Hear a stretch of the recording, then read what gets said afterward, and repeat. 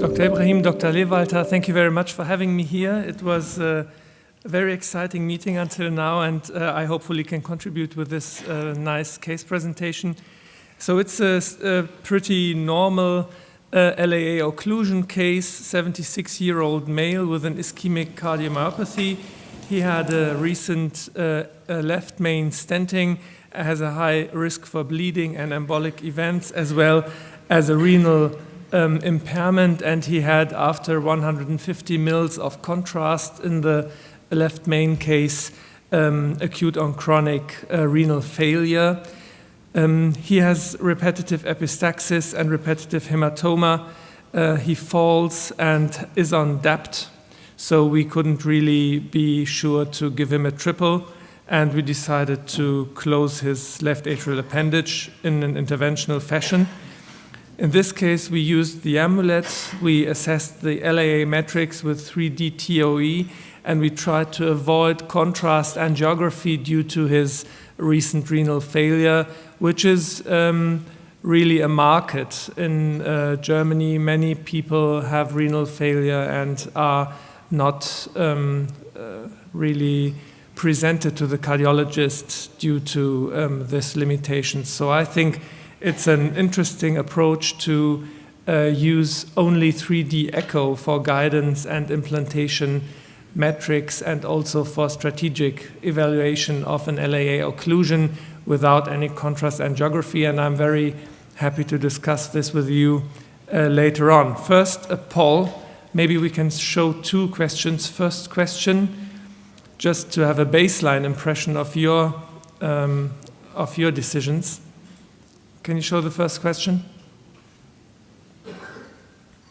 Yeah, I don't have it. So, in which patient would you consider implanting a device without contrast? I would never, as a 1. This is my preferred option. 2, and I always minimize contrast. 3. May I ask for your vote?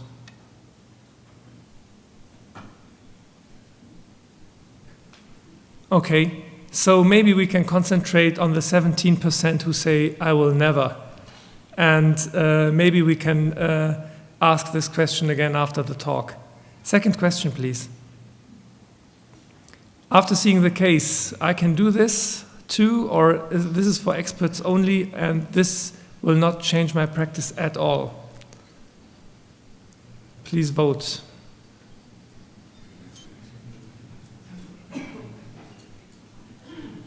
Perfect. So we will not focus on those 49% who do this too, but maybe on the 34% which will not change their practice. Maybe we can reduce that to have some impact out of this case presentation. So next would be to present the case.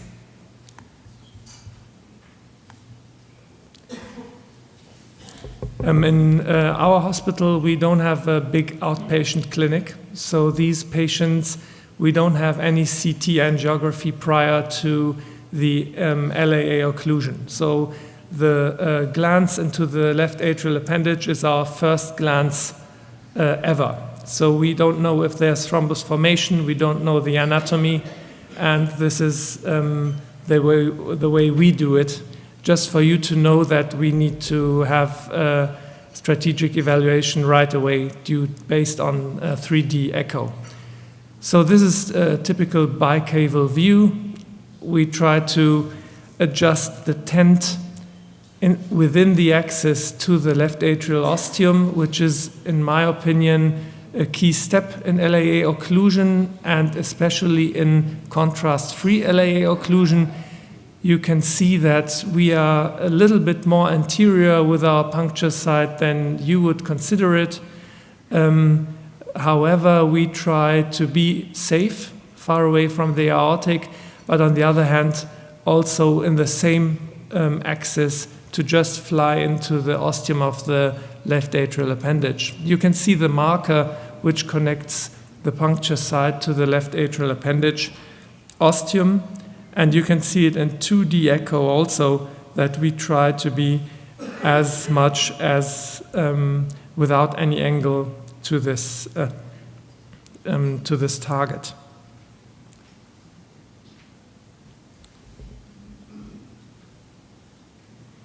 So maybe you can just have a look at the watch up here. It's 8:45, because Life in the Box is always cut just for you to know that this wasn't an hour of implantation time. So the puncture is a little bit more anterior than you would do it. However, it's echo-guided and safe.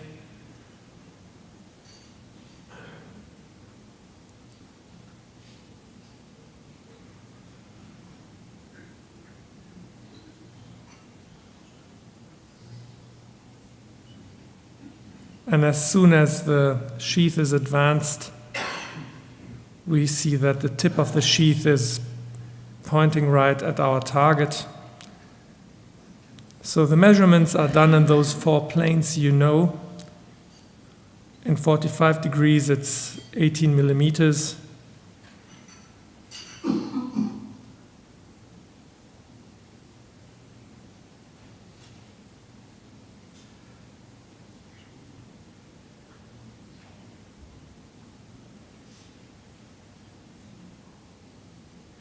And it has a pretty round shape, also 18 millimeters.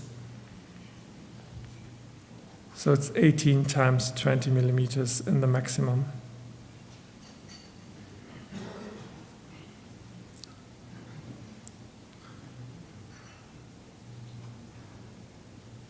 You see that in 135 degrees that there are 2 lobes, a more inferior and a more anterior lobe.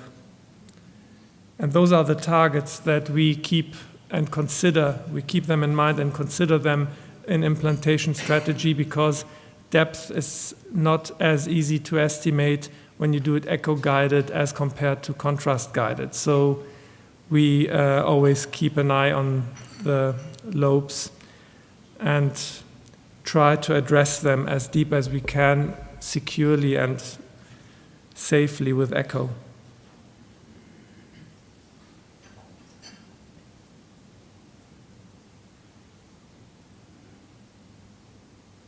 In 0 degrees, it's also 20 millimeters.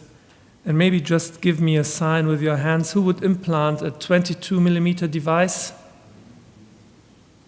Who would implant a 25 millimeter device? Okay, so we took your decision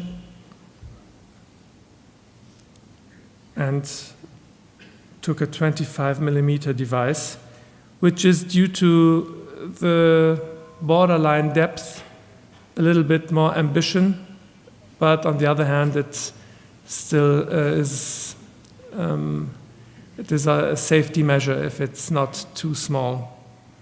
So all our patients, they are loaded with 500 to 1,000 milliliters of saline, so the left atrial appendage is expanded as good as we can. However, it still can grow, so we would never be too small. We would like to stay in the above range. So this is the development of the tip and the ball of the amulet device, which is controlled in echo within the left atrium. You can easily appreciate the ball in safe measures in front of the ostium. And the good thing about this approach is that you have a good tactile feedback. You can go a little bit counterclock and try to use it as a blind man's stick to just move inside the ostium where we are now. And we are looking to develop this ball. Now, as I heard Apostolos Tsikas yesterday, we try not to put the ball, but also to put it further out, to do it in a triangular shape where the resistance is even lower and the device is more forgiving. So perforation rate is minimal in this triangular shape. You can see that we addressed the inferior lobe first. So we went in counterclock, but then we turned clock and tried to address the inferior lobe first, because we thought the depth is even sufficient. Then we develop this corpus within this lobe very slowly. We always try to keep push on the sheath to stay as deep as we can, and maybe invagination takes place and the corpus gets this Roman helmet shape, which is quite of a convincing sign of good compression. We develop it very slowly,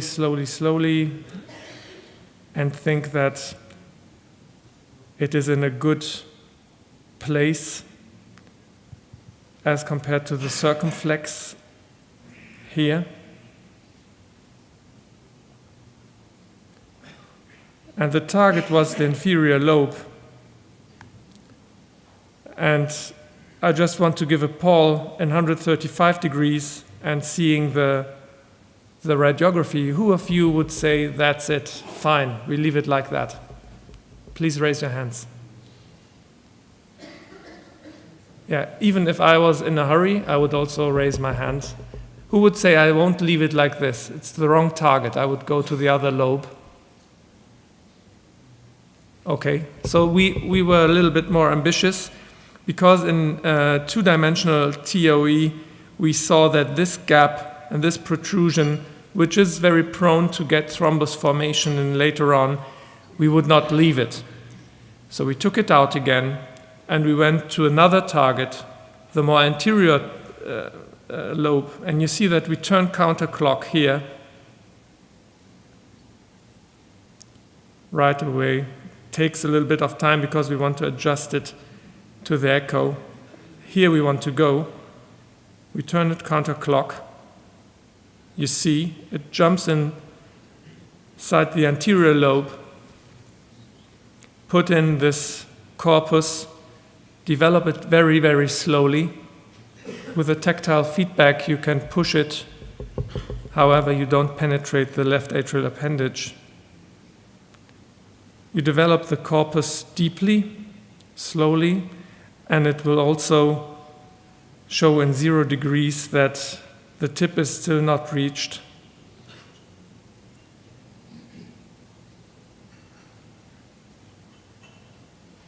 We felt comfortable there, and we said, okay, let's stay there and develop the corpus slowly.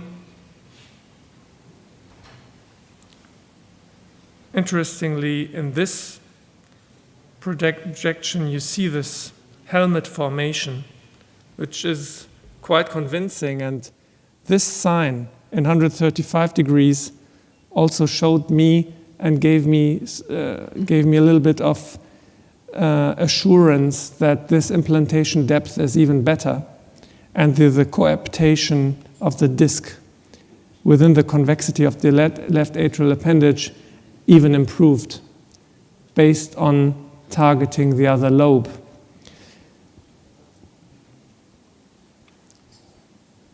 So compression was fine, tug test was fine, you can be sure. And time is here. So even although we commented and optimized and so on, the case was done within 20 minutes. And it was, let's say, a good strategy to change the place again.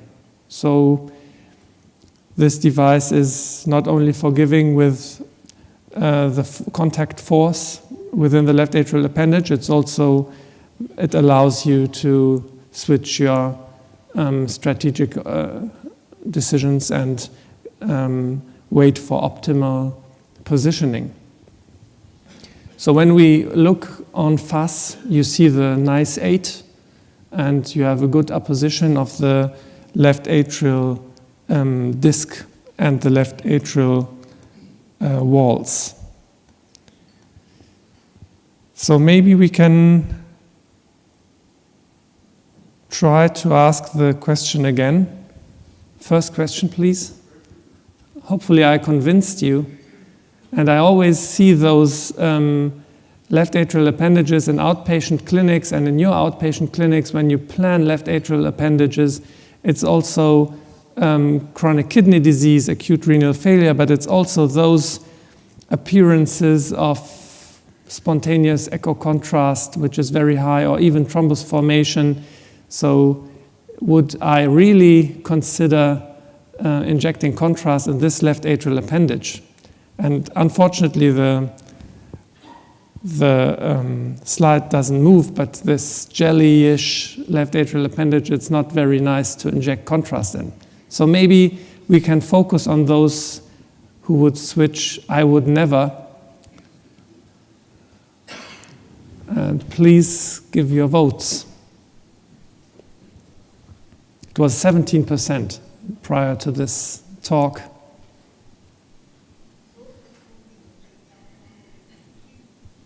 Oh, good.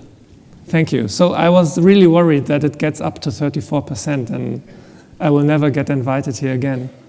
Second question, please.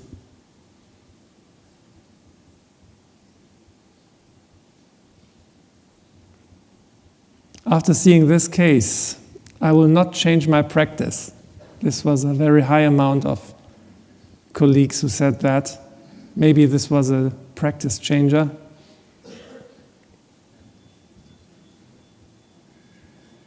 Yeah, it even confirmed more people can do this too. Perfect.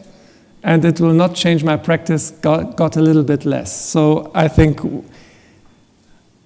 I want to thank you for your response to this talk. So I have 3 key learnings. So we have 25 patients now and no complication.